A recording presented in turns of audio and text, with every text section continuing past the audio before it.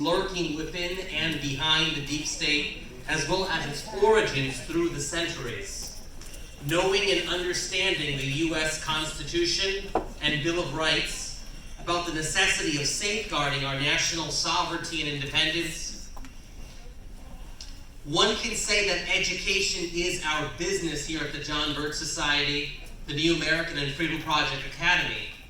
But it's what we do with that knowledge that matters most.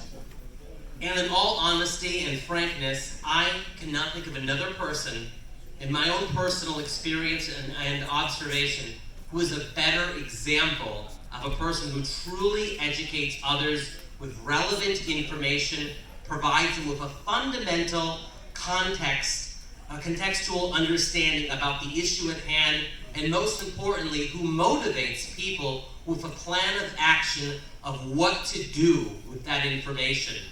I'm speaking, of course, about the former CEO, now CEO Emeritus of the John Birch Society, my friend and honestly a teacher from whom I have personally learned a lot from, Mr. Art Thompson.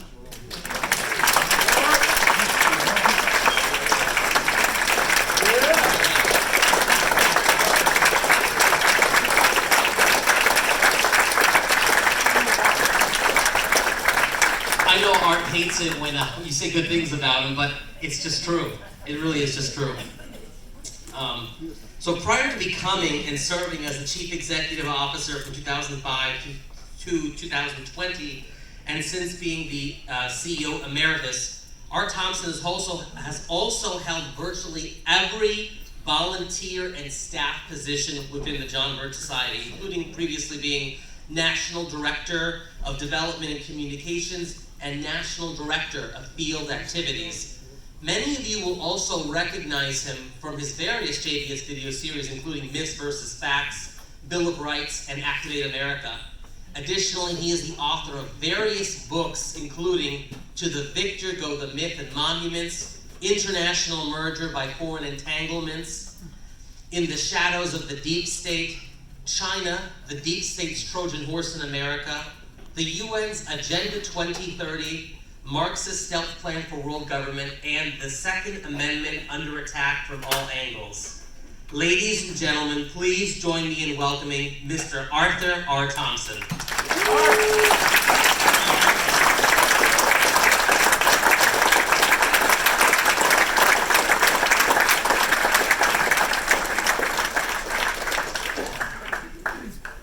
Thank you, everybody. Be interesting to see what I have to say. You know, a lot of people believe, from a religious standpoint, that all of our problems started in the Garden of Eden. Eve gets a lot of blame. Notice that? But I got to tell you this. I am really glad that Adam didn't believe he was a transsexual. We wouldn't be here today otherwise. Okay? And there's another argument that I'd like to use, that you can use on people, relative to the education system we have in this country. You know, it's interesting that we believe generally, almost everybody that's got any horse sense at all, that the private enterprise, freedom, can do things better than government can do it. Right? Except educating our children. That is a government's job, right? Yeah.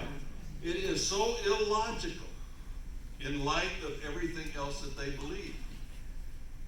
So it's a very simple argument to use on some people that, hey, wait a minute, if the government, private enterprise can educate children, parents can educate children better than public schools can. It's just that simple. It's inevitable that it will break down.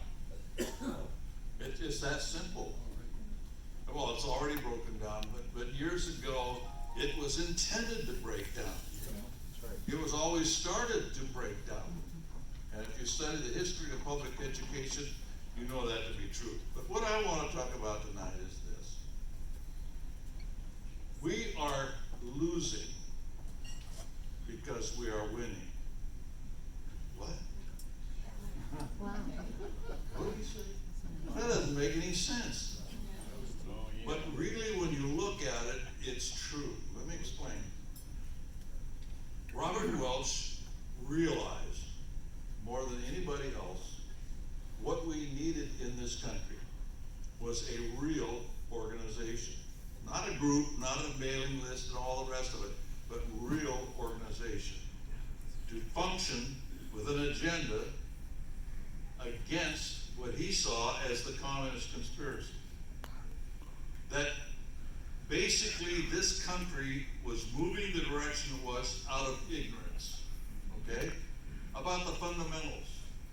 One of the fundamentals that we started to change around very rapidly was the idea of people recognizing that this is a republic, not a democracy.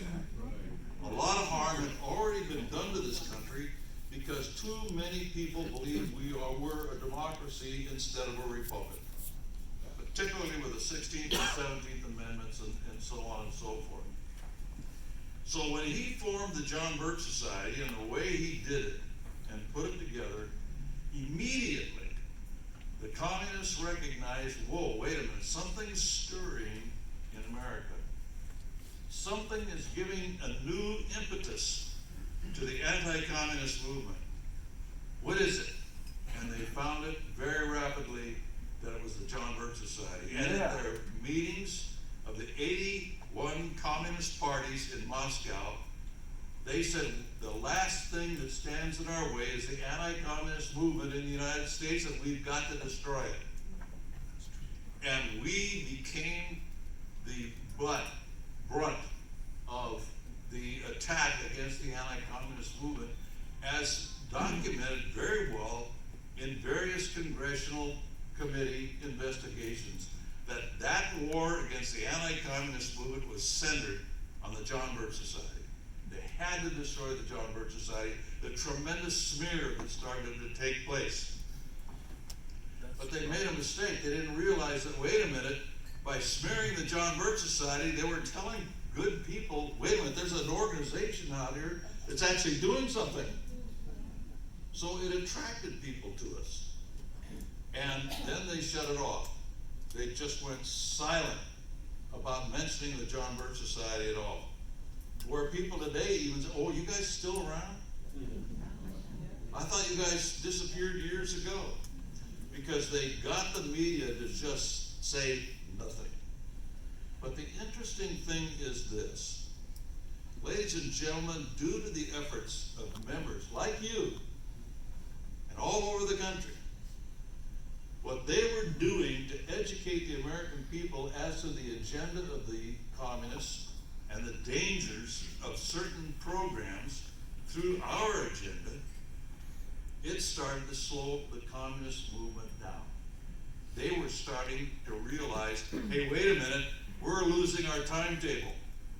The first major date that was there for them to reach a point in the United States where there would be a point of no return to freedom if they achieved certain things was July 4, 1976, the 200th anniversary of the adoption of the Declaration of Independence. They were shooting for that date, and they missed it.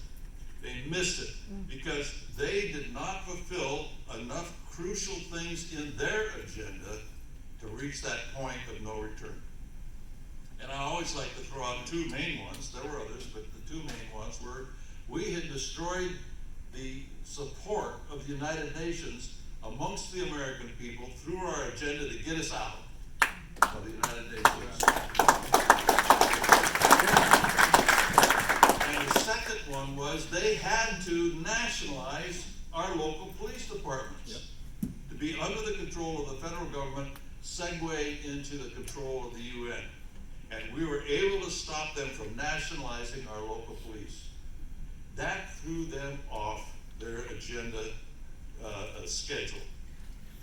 So they began to realize that, wait a minute, we've got to plan on how are we going to be able to move our agenda forward, the communist agenda forward, all the while making American people blind to what was going on. So a major move that they did was to kill communism. Yeah. Communism collapsed in the USSR, right? Well, they didn't tell you in the media that there wasn't a single communist teacher that left the schools. There wasn't a single communist member of the People's Militia that quit being a policeman. There wasn't a single bureaucrat in a communist building leave that building saying, "Look, communism's dead, I'm out of work. I gotta go about find a job." There were no jobs, there was no private sector.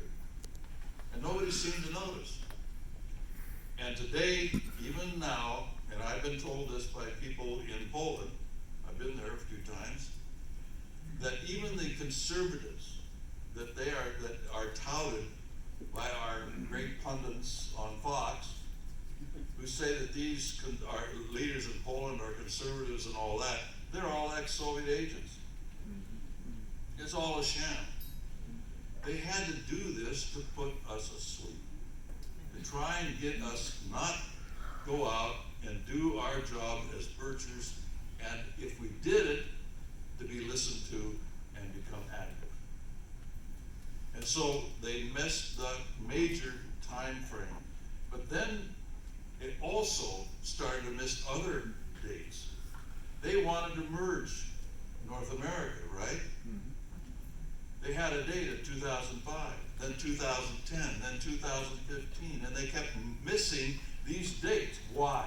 Because you went out and educated people about what NAFTA really was, what the Trans-Pacific Partnership was, the free trade area of the United States was, and the program to merge the United States and Canada and Mexico into a single country.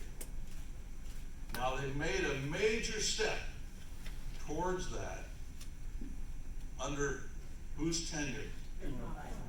Trump.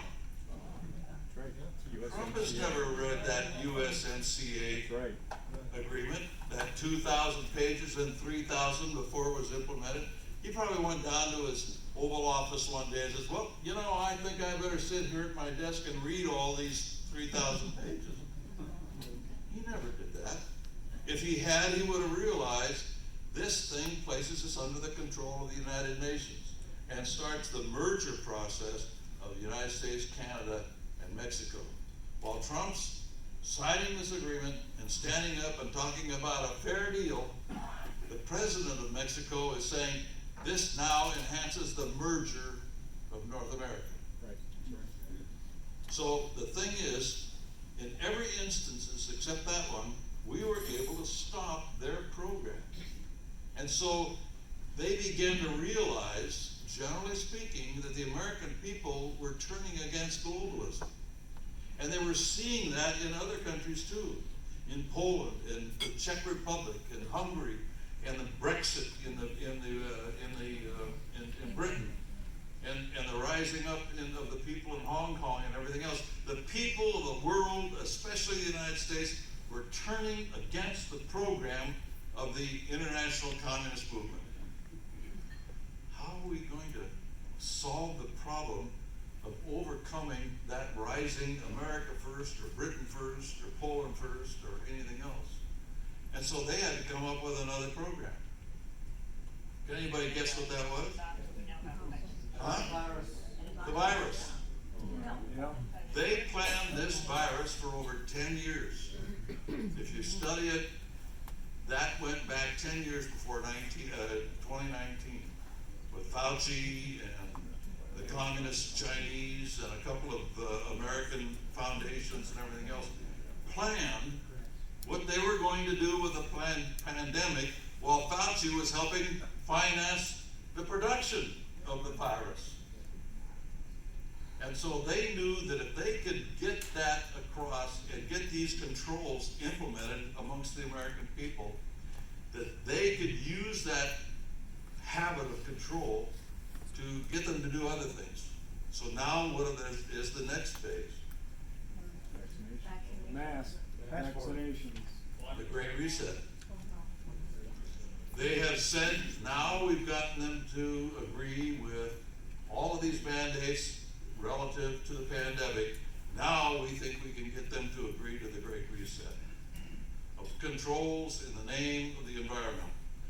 We used fear to get the American people under control. We will continue to use fear to save Mother Earth. Mother Earth's gonna, I don't know, spin out of its orbit or whatever it's supposed to do in 10 years. So if we can convince enough people that the Earth is going to be destroyed, that fear will also create a platform for us to control the American people. And that's what they're trying to do. And why are they doing all these things? Because we already set the platform to defeat so many key things in their agenda. We can still do that today. If we simply hunker down and say, wait a minute, I'm going to educate everybody I can within my immediate sphere of influence.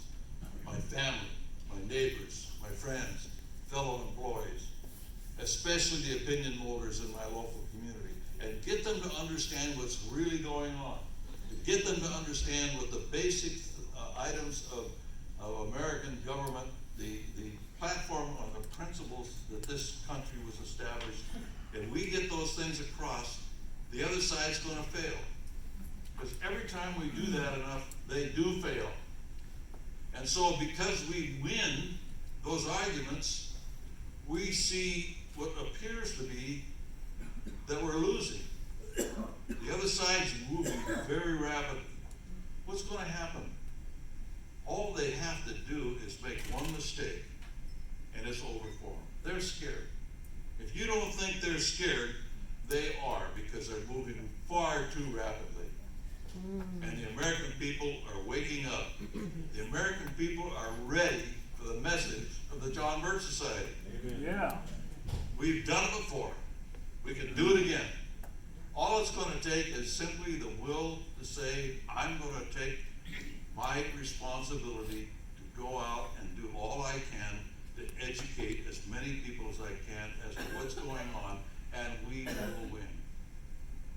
And that's my message for you tonight. Thank you.